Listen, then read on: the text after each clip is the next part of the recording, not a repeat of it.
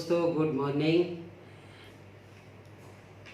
साथियों, मैं आपका दोस्त TC Verma, real estate advisor, motivational trainer, speaker.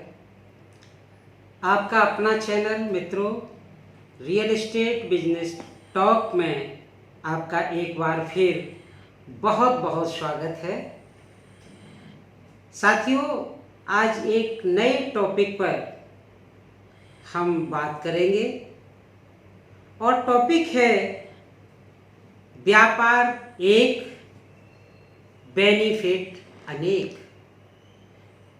एक ऐसा व्यापार जिसको रियल एस्टेट बिजनेस बोलते हैं, सिर्फ एक और उसके बेनिफिट अनेक।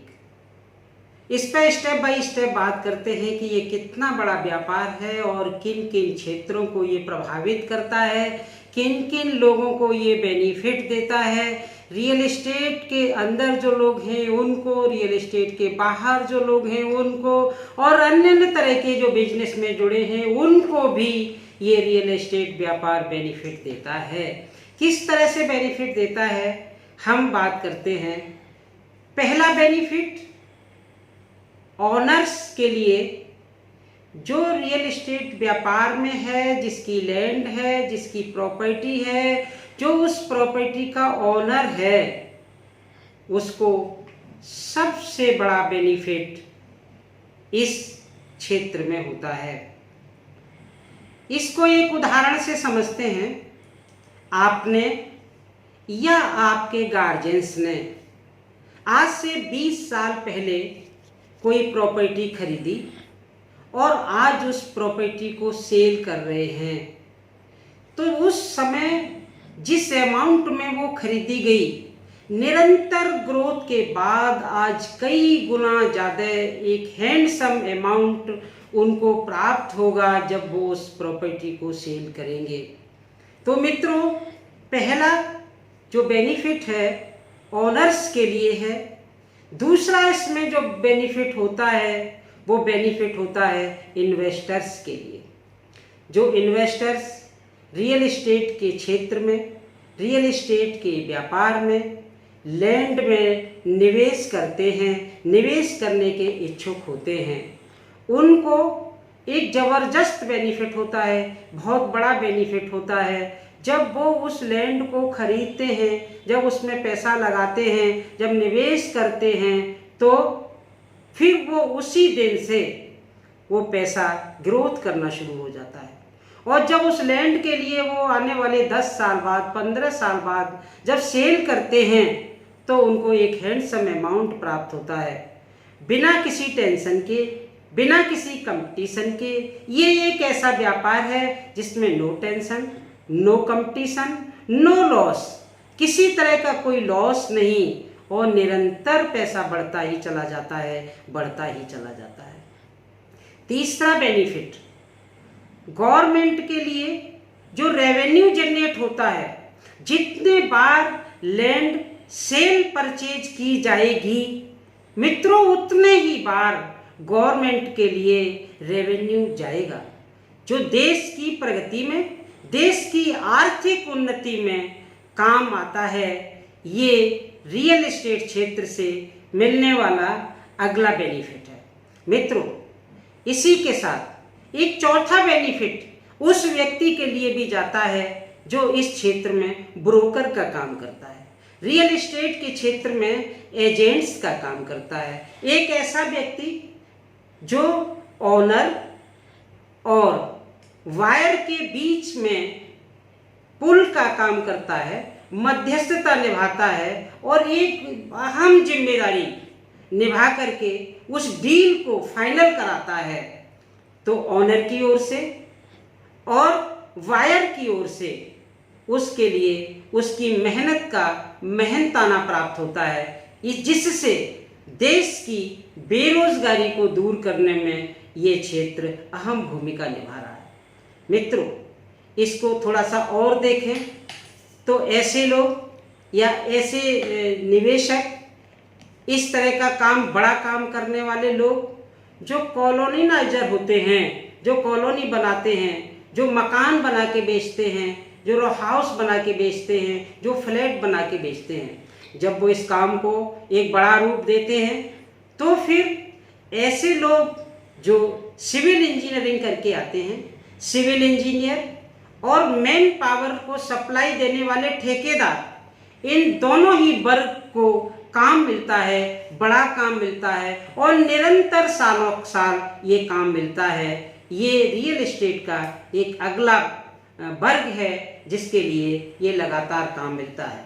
मित्रों, इसी क्षेत्र में यदि हम आगे बात करें तो लेबर या वो व्यक्ति जो लेबर का काम करते हैं, ऐसे बेरोजगार व्यक्ति, जब बिल्डिंग्स बनती हैं तो उन पर जब उनको काम मिलता है तो साथियों, इस काम के बदले उन्हें जो पैसा मिलता है, निरंतर मिलने वाली राशि, निरंतर मिलने वाला वो पैसा, लगातार महीनों महीनों काम चलता है, सालों साल काम चलता है, जिससे देश में बेरोजगारी को कंट्रोल करने में, बेरोजगारी को कम करने में जो रियल एस्टेट की एक अहम महत्वपूर्ण भूमिका है। साथियों, इसी के साथ साथ अगर हम दूसरे सेक्टरों में देखें जो रियल एस्टेट से जुड़े हुए सेक्टर हैं, जैसे बिजनेसमैन का सेल्स बेनिफिट, जो लोग ऐसा काम करते हैं जो बालू, रेता, गिट्टी, बजरफिट, पत्थर, लोहा, इस तरह के विक्रय का काम करते हैं, उस मटेरियल को सेल करने का काम करते हैं जो बिल्डिंग बनाने के काम आता है। तो मित्रों, उन लोगों के लिए भी, उस व्यापार के लिए भी ये रियल एस्टेट सेक्टर प्रभावित करता है, यानी आगे बढ़ाता है, उस व्यापार में भी ग्रोथ करता है। साथियों, इसी के साथ साथ आप देखेंगे अगला जो बेनिफिट है वो किसी न किसी रूप में बैंक के लिए भी जाता है। बैंक वर्किंग बेनिफिट एक मिलता है उन लोगों के लिए, जैसे किसी ने लैंड परचेज की तो बैंक में लैंड के एवज में लोन, मकान बनाने के लिए होम लोन, व्यापार करने के लिए व्यापारिक लोन, इस तरह का लोन जो रियल एस्टेट जो सेक्टर है उसमें बैंक मदद करती है। तो इस तरह से लोग बैंक का सहयोग लेकर के भी अपने जीवन को, अपने जीवन की प्रगति को बैंक के माध्यम से आगे बढ़ाते हैं जो रियल एस्टेट से जुड़ा हुआ है। साथियों, नगर पंचायत, नगर पालिका परिषद और महानगर पालिका, ये भी रियल एस्टेट से प्रभावित होते हैं, इनको भी एक अलग तरह का बेनिफिट होता है। तो साथियों, जब कोई कॉलोनी शहर के आसपास डेवलप होती है या कोई कॉलोनी शहर से 5-10 किलोमीटर दूर डेवलप होती है तो वो कॉलोनी भी, उससे नगर पालिका का दायरा बढ़ता है। नगर पालिका के अंतर्गत जब वो कॉलोनी आती है तो पीडब्ल्यूडी को उसका लाभ जाता है, नगर पालिका परिषद को उसका लाभ जाता है, नगर पंचायत के अंतर्गत आती है तो नगर पंचायत को उसका लाभ जाता है, और महानगर पालिका के अंतर्गत आती है तो महापालिका को उसका, महानगर को उसका लाभ जाता है, हाउस टैक्स के रूप में, वाटर टैक्स के रूप में, रोड टैक्स के रूप में। तो मित्रों, इस तरह से अगर हम इस सेक्टर को देखें, रियल एस्टेट सेक्टर को देखें, तो हम पाते हैं ये इतना बड़ा सेक्टर है, ये इतना विशाल सेक्टर है, ये विश्व का सबसे बड़ा बेनिफिट देने वाला ये व्यापार है और सभी वर्गों को प्रभावित करने वाला व्यापार है। और अंत में शॉर्ट में बात करें तो हम पाते हैं कि देश की जीडीपी में रियल एस्टेट सेक्टर का एक बहुत बड़ा योगदान है मित्रों। तो साथियों, एक सुनहरे कल की ओर, एक सुनहरे भविष्य के लिए, बेरोजगारी को खत्म करके रोजगार की तरफ कदम बढ़ाने के लिए, भविष्य की संभावनाओं को देखते हुए रियल एस्टेट में आप आइए, इसको सीखिए, इसको पर कदम बढ़ाइए, आत्मनिर्भर बनिए। आत्मनिर्भर व्यक्ति, आत्मनिर्भर भारत, आत्मनिर्भर परिवार, आत्मनिर्भर समाज, आत्मनिर्भर समाज, आत्मनिर्भर देश। तो साथियों, बस आज के वीडियो में मैं आपको इतना ही निवेदन करूंगा, नौकरी मांगने के बजाय नौकरी देने वाले बने, स्वावलंबी बने। बहुत बहुत धन्यवाद। जय हिंद, जय भारत। आपका टीसी वर्मा। फिर मिलेंगे किसी एक नए टॉपिक के साथ इसी चैनल में, रियल एस्टेट टॉक में।